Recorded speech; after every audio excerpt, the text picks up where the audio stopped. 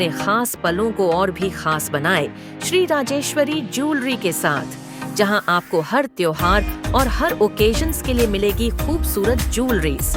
तो आइए और सोने की चमक से अपने पलों को सजाइए।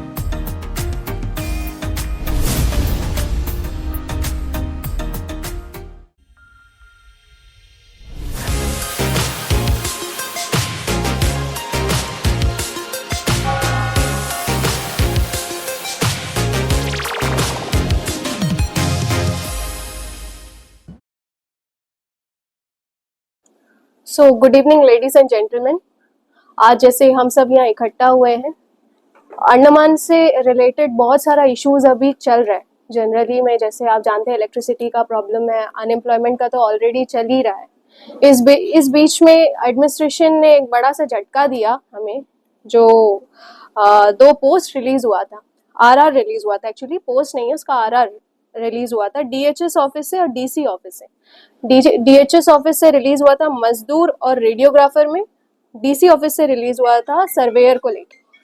तो इन दोनों पोस्ट में ये जो है ग्रुप सी के अंडर आते हैं और इसमें एज लिमिट 27 कर दिया गया, जो कि पहले था 33, जिसकी वजह से बहुत सारे लोगों पे, खास करके जो यूथ्स है जो अभी प्रिपेयर कर रहे हैं, एस्पिरेंट्स है, उनमें बहुत बड़ा झटका लगा।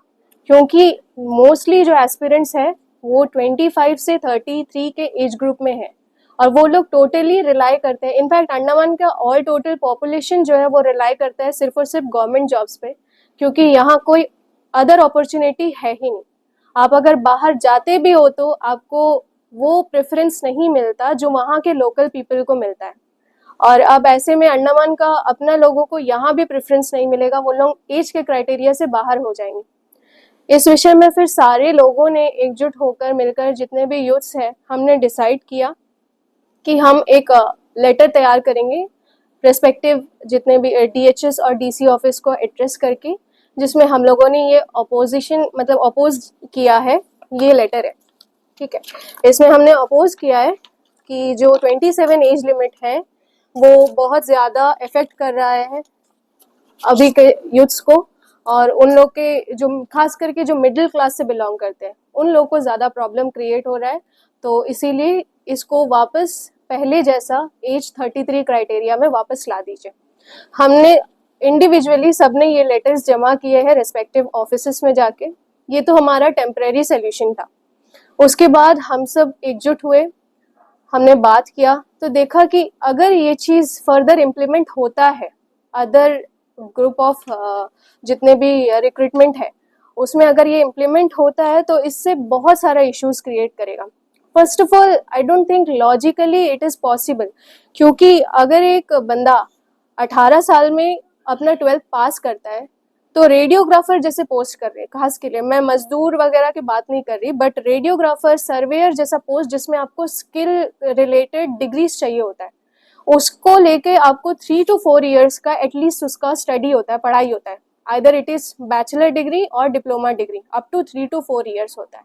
उसके बाद में अगर आपको गवर्नमेंट में जॉब चाहिए है तो उसमें एटलीस्ट आपको 2 ईयर्स एक्सपीरियंस डिमांड करते हैं, ठीक है। तो आप जब ये सब कुछ करने के बाद आपका एज एट लास्ट 24 आ जाता है, अप्रॉक्स 18 से 24 के बीच में आपका ये सब कुछ कंप्लीट होता है। और उसके बाद में आपके पास बचता कितना साल है? अभी का जो एज क्राइटेरिया 27 अगर आप डाल दें तो उसमें आपके पास 3 साल बचते हैं। उसमें भी अंडमान में हर साल रिक्रूटमेंट नहीं हो रहा है, तो आपके पास सिर्फ 3 ईयर्स है। वो 3 ईयर्स में अगर आपके लाइफ में वो रिक्रूटमेंट एग्जाम आपको मिल गया तो आप वो एग्जाम दे रहे हो, अगर पास हो गए देन आप जॉब के लिए एप्लीकेबल हो। अदरवाइज आपका वो 3 साल निकल गया, रिक्रूटमेंट नहीं हुआ या आप पास नहीं हुए पहला अटेम्प्ट में, दूसरे अटेम्प्ट का आपके पास कोई चांस रहता है नहीं, और उसके बाद आपका कोई ऑप्शन, कोई अपॉर्चुनिटी नहीं है। आप आइदर प्राइवेट में प्रैक्टिस करो अगर आप एक प्रोफेशनल हो तो, अदरवाइज कोई बिजनेस, कोई भी छोटा मोटा काम जिसमें जो है आपका लाइफ टाइम स्टेबलाइजेशन नहीं है। अगर आप एक प्रोफेशनल, अभी हर रेडियोग्राफर के हिसाब से बात किया जाए तो हर रेडियोग्राफर एक एक्सरे क्लिनिक खोल के नहीं बैठ सकता है। उसको सेटअप का ज़रूरत है, उसको पैसे की भी ज़रूरत है, जगह का भी ज़रूरत है, बहुत कुछ का ज़रूरत है, जो कि एक मिडिल क्लास के पास अवेलेबल नहीं है। इतना उसके पास अपॉर्चुनिटी भी नहीं है, इतना उसके पास इन्वेस्टमेंट भी नहीं है। तो वो गवर्नमेंट जॉब के लिए ही ट्राई करेगा, और उसमें भी उसको क्राइटेरिया वाइज हटा दिया जाता है, जिसकी वजह से ना अभी नहीं लेकिन फ्यूचर में अगर ये धीरे धीरे करके हर पोस्ट में अप्लाई हो गया तो मिडिल क्लास, खास करके मैं मेंशन कर रही हूँ मिडिल क्लास, क्योंकि वही लोग जो है ज़्यादा से ज़्यादा अंडमान निकोबार के पॉपुलेशन में आते हैं, मिडिल क्लास, और उसी में सबसे ज़्यादा लोग हैं जो लोकल पीपल है अंडमान के। जिन लोगों का बाहर रिश्तेदारी है, जान पहचान है, जो भी है, जो बाहर ऑलरेडी सेटल्ड है, वो अपना कुछ ना कुछ जुगाड़ कर ही लेते हैं, अपना सेटल कर ही लेते हैं, उनका प्रोफेशन सेट हो जाता है। लेकिन जो लोग यहाँ के हैं उन लोगों का कोई मतलब स्टेबिलिटी ही नहीं है फाइनेंशियली। लाइफ लॉन्ग आप प्राइवेट में जॉब नहीं कर सकते, कितने बार आप यहाँ से वहाँ से यहाँ जॉब शिफ्ट करोगे, लाइफ लॉन्ग आपको कहीं पे भी स्टेबिलिटी नहीं मिल रहा। ऐसे में बहुत सारा इश्यूज क्रिएट होता है एक पर्सन के हिसाब से अगर देखा जाए तो। फर्स्ट ऑफ ऑल आता है हेल्थ इश्यूज, डिप्रेशन, एंजाइटी। आप अपना एक डेवलपिंग एज में हो जहाँ आप अपना अचीवमेंट गोल्स जो है वो पूरा नहीं कर पा रहे, आपके ऊपर फैमिली प्रेशर है, कैरियर का प्रेशर है, मैरिटल इश्यूज होंगे। उसके अलावा अगर आपको कोई काम नहीं मिलेगा तो ऐसे भी बच्चे हैं जो नेगेटिव की तरफ जा सकते हैं। ड्रग्स हुआ, चोरी चकारी हुआ, मारना पीटना। जब तो इंसान यही करेगा ना कि जहाँ मतलब हम लोग को पैसा मिल रहा है वो काम करे, क्योंकि घर चलाना है उनको, उसके ऊपर प्रेशर है।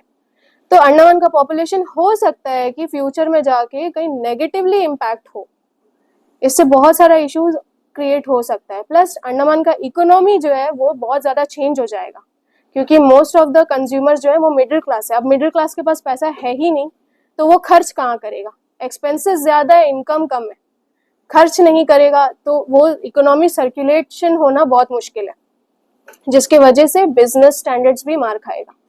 तो ये सारा चीज़ को हम लोगों ने आपस में डिस्कस किया। उसके बाद में हम लोग जैसे डिस्कस करते रहे तो हमारे साथ और लोग जुड़े, हमने अवेयरनेस कैंप किया। हमारे साथ SKSSF ग्रुप, उन्होंने हमारा बहुत साथ दिया। नॉर्थ एंड मिडिल अंडमान का जितने भी लोग हैं, जितने भी यूथ्स हैं, उन्होंने हमारा बहुत साथ दिया। वहाँ के पंचायत से हमें बहुत पॉजिटिव रिस्पॉन्स मिला। वो हमारे पीछे थे, हमारे साथ थे हर वक्त, हमेशा। भले ही फिजिकली वो लोग प्रेजेंट नहीं रहते थे, लेकिन उन्होंने जहाँ जहाँ उनका रोल्स प्ले करना था वहाँ उन्होंने किया। ऐसे ही हम सब एकजुट होकर अवेयरनेस कैंप किया, सब लोगों को बताया, जितना हो सका हमने इसको फैलाया, इस प्रॉब्लम को जहाँ जहाँ तक पहुँचा सके हम लोग वहाँ पहुँचाए। उसके बाद हम लोग इस प्रॉब्लम को लेके MP सर के पास गए, जो हमारे अंडमान निकोबार के रिप्रेजेंटेटिव हैं। तो हमने डायरेक्ट उनको अप्रोच किया, क्योंकि अंडमान के लिए फ़िलहाल वही है जो सब कुछ कर सकते हैं, उसके अलावा हमारे पास और कोई नहीं है। तो हमने उनको अप्रोच किया, उन्होंने फर्दर हमें गाइड किया कि क्या करना चाहिए और क्या नहीं करना चाहिए, जिस बेसिस में आज हम यहाँ तक पहुँचे।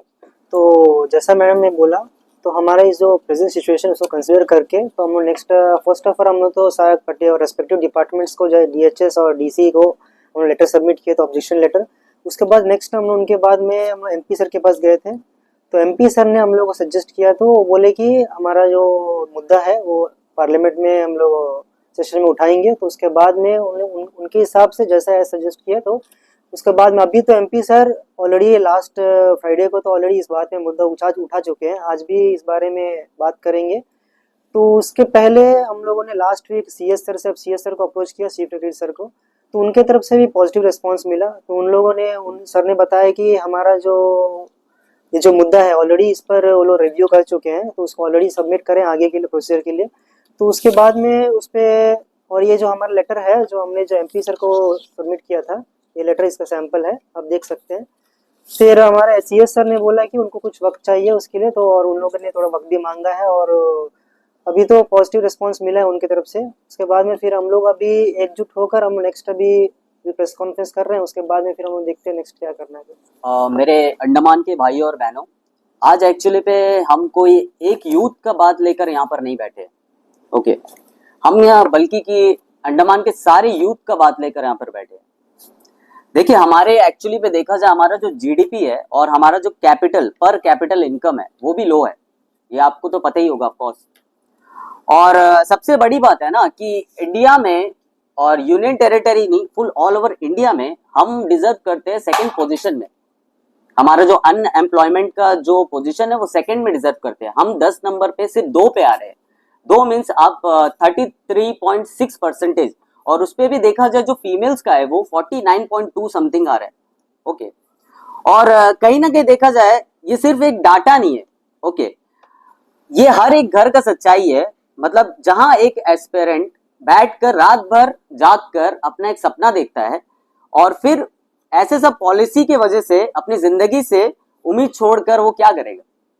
ओके, और जब बाकी स्टेट अपने यूथ के लिए आरआर अमेंड करते हैं, जब वो अपने लोगों का फ्यूचर सिक्योर करते हैं, तो क्या हम यूथ इंक्लूसिव पॉलिसी का हक नहीं मांगते हैं क्या? ऑफ कोर्स चाहिए हमें भी। जैसे कि फॉर एग्जांपल देख लीजिए, आंध्र प्रदेश का एग्जांपल है। सिर्फ तेलुगु लैंग्वेज प्रोफिशिएंसी टेस्ट नहीं, बल्कि कहीं तेलंगाना के तेलुगु बच्चे आ जाए करके आर्टिकल 371D उसे यूज करके इन्होंने एक और बैरियर लगाया कि क्लास 4 to 10 तक की कॉन्टिन्यूस एजुकेशन आंध्र प्रदेश की होनी चाहिए। ये होता है अपने यूथ को ज्यादा से ज्यादा बेनिफिट पहुंचाना। ये होता है इंक्लूसिवनेस। उन्होंने अपना कॉन्स्टिट्यूशनल आर्टिकल का बेहतरीन इस्तेमाल किया है। देखिए, inclusiveness, oneness and security is all we want ourselves. Inclusiveness यानी हमारी सोसाइटी के ये लोग इस आइलैंड के ज्यादा हकदार, और वननेस यानी इस सोसाइटी की अखंडता, ना कि डेमोग्राफिक चेंजेस, और सिक्योरिटी फॉर आवर फ्यूचर यानी कि job security in our administration. बस यही चाहिए हमारे आइलैंडर्स को, हम ज्यादा कुछ मांग भी नहीं कर रहे हैं। आज मैं दिल से शुक्रिया अदा करना चाहता हूं हमारे द्वीप के माननीय एमपी सर का, जिन्होंने अपने पूरे पोटेंशियल के साथ हमारे लिए 40 इयर्स का जो अपर एज लिमिट और प्लस 5 इयर्स लोकल्स के लिए डिमांड की है। ये सिर्फ एक डिमांड नहीं, ये हमारे यूथ के सपनों की आवाज है। उन एसोसिएशन का मैं धन्यवाद करना चाहता हूं जिन्होंने हर कदम हमारा साथ दिया है, हमारा एक बैक सपोर्ट किया है, हमारे मतलब हर चीज में, हर कदम में उन्होंने साथ दिया है। SKSSF वाले, हमारे फेडरेशन वाले, और हमारे लोकल बॉर्न एसोसिएशन एंड हमारे एमसो एंड हाँ पंचायत नॉर्थ एंड मिडिल प्रधान हो गए, वो सब ठीक है। और और सेकंड चीज है कि हमारे लोकल मीडिया चैनल्स, उनको भी मैं शुक्रिया अदा करना चाहता हूं, जिन्होंने हमारी आवाज को पूरे अंडमान के कोने कोने तक पहुंचाने का काम किया है। हमारे द्वीप के सभी पेरेंट्स, आपके दुआ के बिना हम एक कदम भी नहीं चल सकते थे, तो आपके आशीर्वाद ही हमारा ताकत है। और हमारा यूथ, आपकी एनर्जी, आपका जुनून, वही हमें जोश और हिम्मत देते हैं आगे लड़ने और आगे बढ़ने का। और सबसे खास बात यह है कि हमारे द्वीप के चीफ सेक्रेटरी सर, आपने जो हमारी बात इतनी पेशेंस के साथ सुना, जो कि आपने हमारे फाइल को रिव्यू करने का वादा किया, वो हमारे लिए एक उम्मीद की किरण से बढ़कर कुछ नहीं है। दोस्तों, ये सिर्फ एक पॉलिसी का मुद्दा नहीं है, ये अपने अंडमान के यूथ के फ्यूचर की आवाज है। ये हमारे सपने बचाने की मुहिम है, और हमें वादा करना होगा, जब तक हमारे यूथ को इंसाफ, हक नहीं मिलेगा, हम रुकेंगे नहीं। क्योंकि ये सिर्फ एक डिमांड नहीं है, ये हमारे अंडमान का जज्बा है, ये हमारे यूथ की पल्स है। Thank you so much once again all of you.